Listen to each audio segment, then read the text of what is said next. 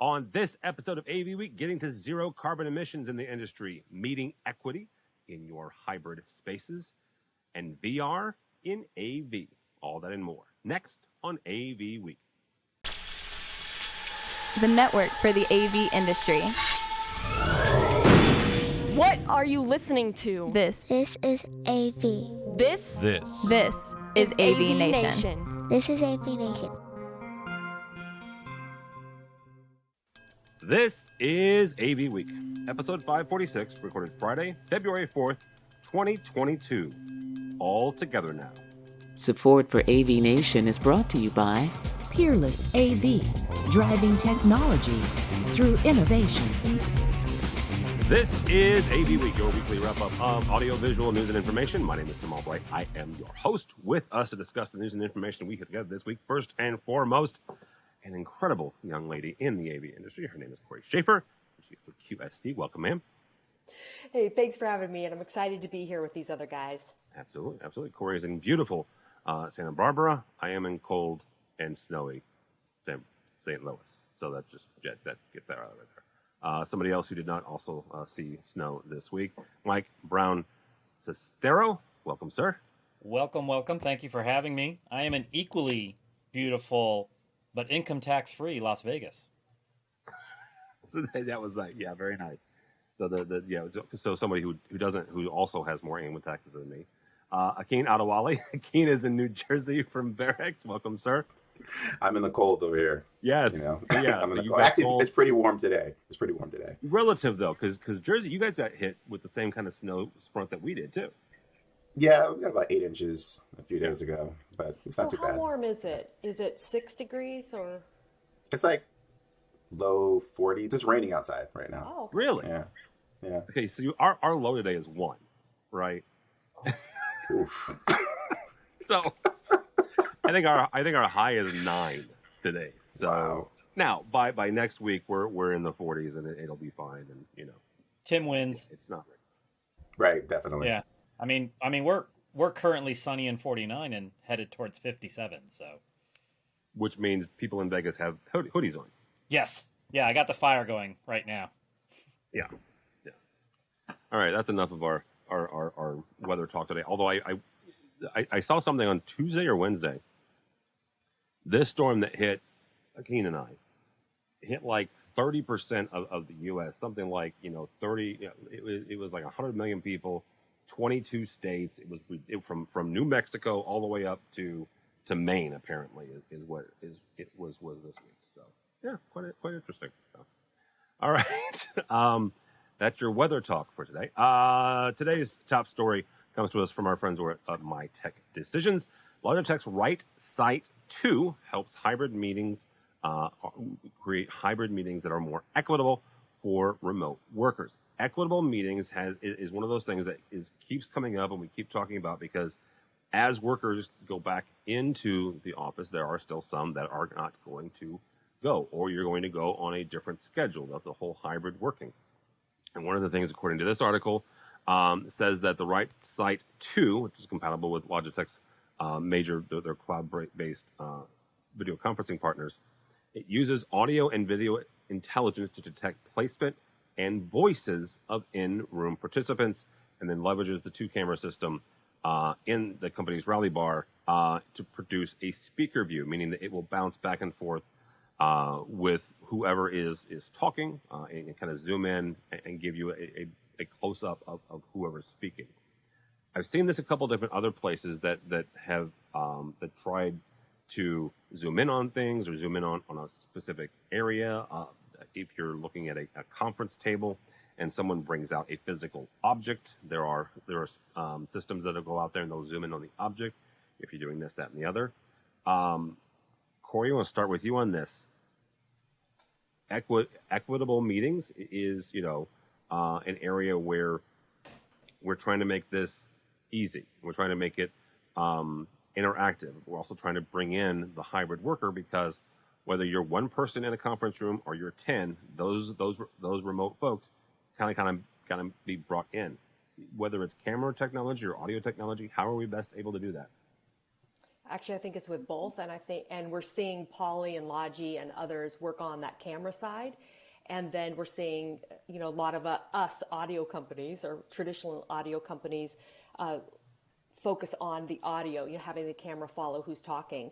I think this is a huge topic among the platform companies, whether it be Google, Zoom, or Teams, because again, like even how we're recording today, we all have our own little square, everything's equal, but the moment we then scan, and we're noticing it with QSC, with people coming back to the office and somebody talking, and it's just, you just see this big room shot, and it's just hard to stay engaged, and then think about the rooms when people are coming back, they're going to use spaces like the flex spaces, the rooms that open up to be divisible so people can still socially distance if needed, et cetera.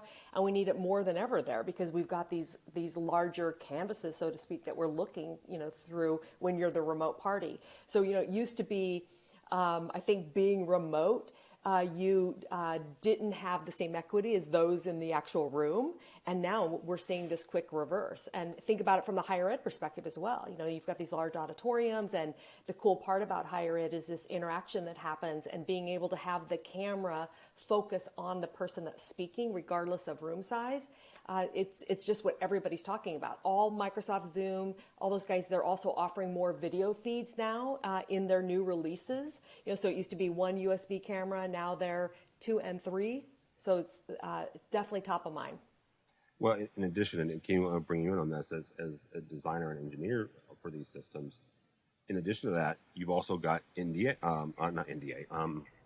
For crying out loud, where's the NDI? Thank you, Yeah. NDI. Yeah. Good Lord, that was very nice in stereo. the NDI systems that you can bring into these video conferencing codecs as well, right? So you've got a USB option, but you've also got NDI options as well. Akeem, take a look at this from the engineering standpoint, and you've either got existing systems that you've got to kind of augment now and you've got to add to, or you've got brand new ones, but meeting equity and making sure that your clients' employees are all kind of feeling the togetherness and Right. getting together. How do you do that? I mean, well, just from a design thinking sort of standpoint, I mean, it makes perfect sense. I mean, at the end of the day, it's really about you having context when you're in these different meetings. And I definitely think that that's something that even with me joining calls remotely, that I would like to see more of. If everybody's in the conference room, how can I fully participate? And so it just makes perfect sense to be able to have, the expressiveness and the nuances of somebody's face, when it gets zoomed in on, but at the same time being able to see the entire room itself, just so you can give it context. It's just more information, allows you to be more of a participant, and gives you more ownership in the actual meeting itself. And as far as the actual, the technology is concerned, in terms of having just more sources available. I don't believe that Logitech, maybe QSC has the ability to bring in an NDI feed from somewhere else. That's great to be able to kind of have that additional flexibility with being able to do that. But again, I think the main thing is just what's the experience that people kind of walk away from when they're in that meeting. And I think by having that sort of picture-in-picture view, as well as being able to get that, nonverbal communication with the way that people are expressing themselves, with their faces, I think is really what ultimately makes a difference. And just to chime in on that, too, because we've all been working remotely now for a couple of years, we're seeing people pull in other things to engage. So you're able to see with Front Row and Smart Gallery, you can see the chat, you can see documents over here, and then the video following the person speaking, so pulling in all of those elements into the conference room and then also on the far end as well. Absolutely. Mike, I've been in your fair city a couple of times in already this year. One of them was for CES. And Canon, of all folks, had another technology out there that took a 4K image, 4K camera, split it up into, I believe it was up to 4 different streams of the room, and one of them was taking a shot of the whiteboard, right? So that was a stream. Again, you feel like these companies are coming out, you feel like you're in the room, right? You're able to kind of bring other elements like Corey said. So is this when you're talking to clients, are you leaning more on technology? Are you leaning more on cloud-based? Are you leaning more on the kind of the hardware side, right? Or is it kind of combination of all of it? Well, and it depends a little bit on the nature of the client too. So we've recently done, we're actually in the middle of the second one, an executive boardroom for a large organization, and it's a large room. The table is 28 feet long. So we purposely, in organizations like that, quite often when we're using a PTZ camera, we will have some camera settings that are, the far end of the table, kind of halfway up the table, and then the whole table. And where a lot of executives find that useful is in being able to zoom in to the far end of the table, so it's just them or maybe 2 or 3 people on this call, and just out of camera's view is perhaps a PR person or perhaps a corporate attorney who is counseling them on, off camera, quietly, on what to say, what not to say, how to say things, or, what have you. So meeting equity, as Corey pointed out, is really interesting right now because it has flipped, right? I'm sitting here in my home office. I've got a Logitech camera. I've got a clamp light I got off of Amazon. I've got an LED bulb over here as my key light that's in an existing wall sconce with a pie pan liner as my frost filter.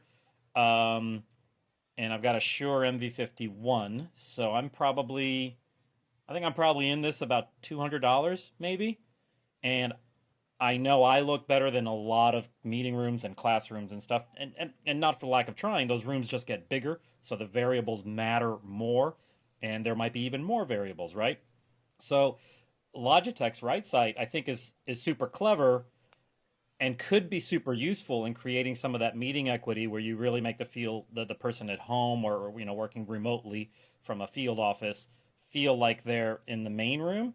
But I also wonder how controllable and or defeatable is that feature, because there might be people who don't want the whole room showing at any given time. I did not see the technology you were speaking of that you saw at CES, but I did see a quick blurb on it online, and I think that's really a way to go, where you can, in settings, set up this target, that target, and of course with a 4K camera, you've got 4, if you quad it, you've got 4 1080 sectors there. I think that's definitely the way to go. And some of it might even be influenced, and at least here in Vegas, I see a lot of people who expect their corporate executives, I should say, a lot of corporate executives who expect their boardroom, and now we're starting to see some of them wanting it directly in their office, a system that is comparable in features and malleability and polish as what they get when they hire a pro video crew to do like a promo video for the corporate world or something like that. Yeah. So I think these worlds are all converging, and I think now, as Corey pointed out, with the flip in meeting equity, the consumer world is causing the at work world to have to kind of raise their game, so to speak. Yeah, and I'm going to just throw in one other thing that we're seeing, and it's on the audio side. It's super cool, how we're doing a meeting like this, and we have these hybrid meetings, and so we have the cameras using AI and audio, et cetera, to adjust, but we're also seeing now the request to make meetings even more fun with the interactions that you get with the emojis and things like that. So when somebody does the applause, rather than just have that come on the screen, but rather have it come out of the back speakers in the room and have it be somewhat, immersive and a little bit more fun when you're actually on site. So we're getting requests like this from, all angles, audio, video, control. It's great to see. Are you saying that we now have canned laugh tracks for corporate meetings? Yeah. Not laugh tracks, applause tracks. Applause tracks. Well, Yeah. Because if we had laugh tracks, my morning meeting it's half dad jokes now at this point would be a horrible experience. Just half? Well, we do try to get work done, yeah. Thanks so much for watching this first segment of AV Week. To check out the rest of the episode for free, click on the link below or go by the website, avnation.tv, avnation.tv.